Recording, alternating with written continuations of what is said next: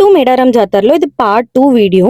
మేమైతే దర్శనంకి వెళ్ళినాం. చింతల్ ఎక్స్ రోడ్ నుంచి అందరికి ఫ్రీ బస్ ఉంటది. జంపన్న వాగుకి ఒక ½ కిలోమీటర్ దూరంలో వదిలిపెడతారు. బస్ డ్రాప్ చేసిన తర్వాత చిలకలగుట్ట పక్క నుంచి ఆటోస్ అయితే వెళ్తున్నాయి క్యూ లైన్ వరకు. చిన్నపిల్లలు ఉన్న వాళ్ళు వెళ్ళొచ్చు. ఒక్కరికి 50 రూపీస్ చార్జ్ చేస్తున్నారంట. మాకైతే తెలీదు ఫస్ట్. మాకు తెలియక నడుచుకుంటూనే వెళ్ళినాం అంత దూరం కూడా. సమ్మక్క సారలమ్మ ఇద్దరు గద్దల పైన ఉన్నారు కాబట్టి క్యూ అయితే చాలా హెవీగా ఉంది. మేము లైన్ లో ఉన్నప్పుడే ఒక అతను అన్నాడు అక్కడ అమ్మవారే కనిపించదు అసలు అన్నారు. కానీ నా బిలీఫ్ ఏంటి తెలుసా, మనం అమ్మవారిని దగ్గర నుంచి చూడలేము. I agree for that.